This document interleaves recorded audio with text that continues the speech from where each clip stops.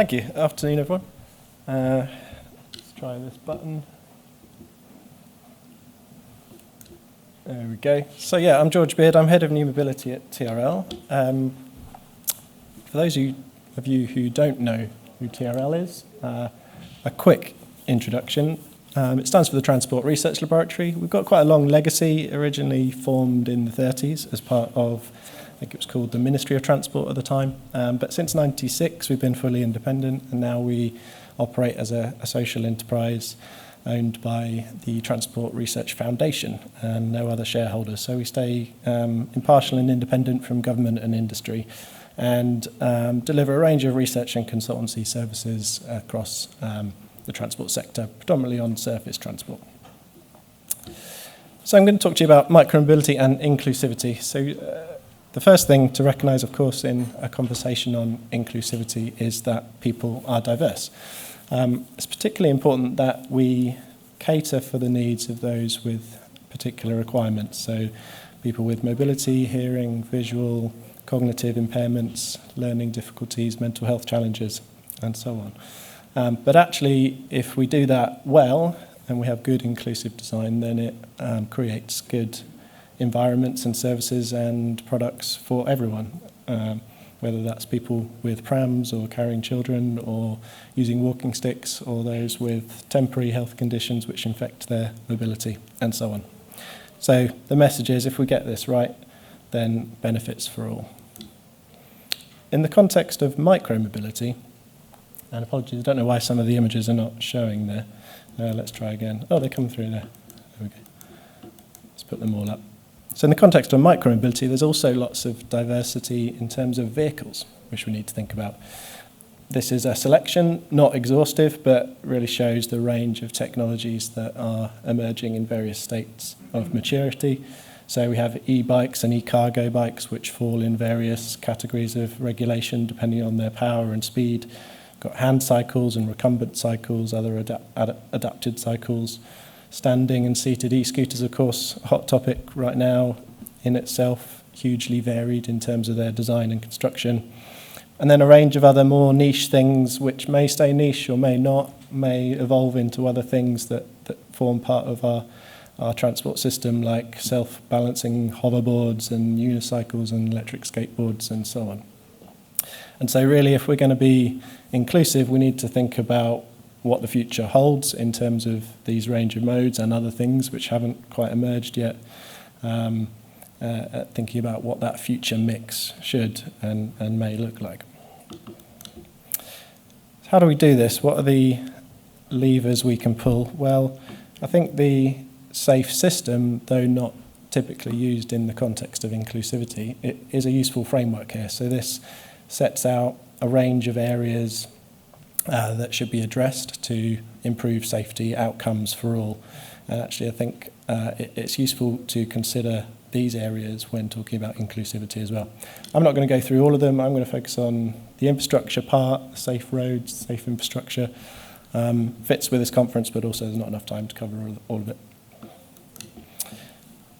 Now, TRL is not in the business of designing or building infrastructure, but what we do get involved with is assessment, trialling, and evaluation of new designs, things that are novel. And I'll talk you through a couple of examples here. So the first one is a programme of research we did for Transport for London, looking at a range of innovative cycling infrastructure, and most of that was based on the Dutch approach. So it included things like different forms of segregated cycle lanes, low-level cycle signals, the Dutch-style roundabout, and the bus stop bypass, which is what I'll focus on here. So as you can see in that image, bus stop bypass is basically where you have a cycle lane which wraps around the near side of a bus stop.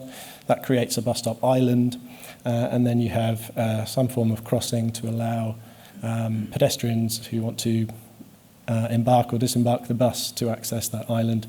And so the idea is that it benefits cyclists by reducing their need to sort of navigate around a stopped bus. They can just carry on their path. And so we ran a series of off-street trials of this, building a mock version of it on an off-street location, and part of those trials looked at the impacts and attitudes of a range of people with disabilities. So we had wheelchair users, we had people with other sorts of mobility impairments come in and use the facility, blind and visually impaired people, and also a group of elderly people who used walking sticks and things like this. And so we let them experience this facility firsthand, kind of simulated normal amounts of pedestrian and vehicle movements and the bus arriving and stopping and so on to create some realism. And we explored what worked and what didn't. And so some common themes emerged. So there was a general uneasiness about the design, but that was mainly linked to the lack of familiarity. So that really highlights the importance of good information, education campaigns to raise awareness of these new designs so that people know how to use and operate them. We also tested a number of different kind of variations as shown on this slide, so where the crossing either had a zebra marking or not, and where there was a ramp or not between the kind of cycle lane and the pedestrian crossing. And we found that there was a general preference for the zebra markings that helped with recognition of where to cross, with perceptions of safety when doing so, when using the facility, and also with comprehension of who has right of way. And those findings were particularly salient for people with mobility impairments. Another example then, again involving zebra crossings. So this looked at side road zebras, which are exactly what they sound like. They're a stripped back version of the standard zebra crossing design, and that simplification basically removes the Belisha beacons and the zigzag markings and the requirement for a setback distance. That allows you to place the zebra crossing directly at the mouth of side roads, as shown in the image. And so we ran, again, kind of quite an extensive program of research here to test and validate this approach. That included some real-world trials with people with various disabilities, as shown there. And again, found some common themes here about what works and what doesn't. So again, information and communication came up. Actually, any changes to the kind of typical approach for designing these environments can have a really big impact on people with disabilities. Particularly the blind and visually impaired group were quite vocal about this, and so really important to get that right at the start. All the groups did like the benefits that this design brought in terms of allowing them to maintain their desired walking line from one curb across the side road to the other side of the footway. However, again, those with visual impairments raised specific concerns that because the side road zebra was closer to the main road, there may be a risk of them deviating into that main road traffic. And so here, again, that raises the importance of having correct installation of tactile paving. There were common themes across all types of road users around concerns with drivers failing to stop if they weren't expecting that side road zebra to be right at the mouth of the junction, as it's atypical. But this was particularly salient for the people with hearing impairments, because they are less able to hear oncoming traffic from behind them if they're approaching a crossing. So again, that has implications for information and education campaigns, but also site selection. So if there are particular sites which are maybe high volume, high speed, very noisy traffic environments, then they may not be suitable for these designs for those reasons. Some plus points, that again, the zebra was popular. It seems a common theme in many projects, that it's recognizable, it's familiar, people know that it's there for them to cross and how the rights of way operate. And this was raised as a particular benefit for people with cognitive impairments and learning difficulties, reducing risk of confusion and distraction and so on.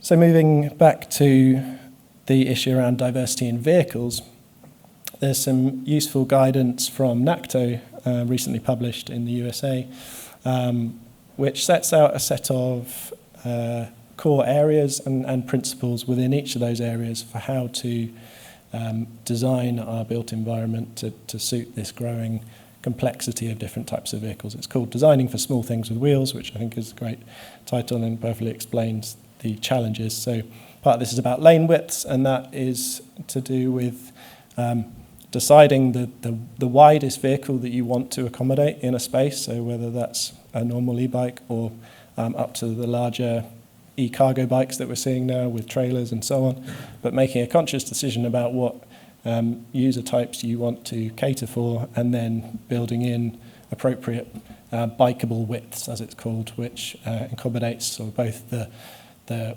riding space but also space for other users to pass them within the facility. There's a focus on surfaces and gradients, so this has a recommendation for smooth but not slick surfaces, and that's particularly important for small wheeled things like e-scooters. Debris and gravel and things can be particularly hazardous for those types of vehicles. And then linked with that, proper maintenance of those facilities. No good if the bike lanes sort of fill up with leaves and so on. And also a recommendation to be sensitive to gradient changes so that there's no sort of large deviations which may become a challenge for some of the bigger, heavier vehicles. Intersections also important, of course. Here it's about waiting spaces, being safe for this mix of users and vehicle types. It's about ensuring there's space for turning, where some vehicles might have different turning radii, about changing lanes and so on, and also making all of those users really visible to the motor traffic if there's interactions there. And then lastly, network legibility. So that's really important across the board. With the growing mix of users and vehicle types, it's really important that everyone knows where they should be and how they should behave. So at TRL, we've been taking into consideration guidance such as NACTO's and other best practice out there, and our own research over many decades, to develop a set of active travel audits, as we call them. So this is a standard assessment of quality of infrastructure, and it takes the perspective of two key user groups, so the pedestrians and then cyclists and micro-mobility riders. And the aim here is to provide that standardized assessment of a route, an area, a link, a feature, whatever is in question, and then provide practical recommendations for how to improve the quality of that. And so it's based on quite a comprehensive system that we've been using for a while. For pedestrians, it's called the Pedestrian Environment Review System, or PERS. There's 55 points here that we look at across these areas, so links, crossings, routes, public transport waiting areas, interchanges, public spaces, and so on. And within those, there's a whole list of factors that are taken into consideration. And for cyclists and micro-mobility riders, it's quite similar.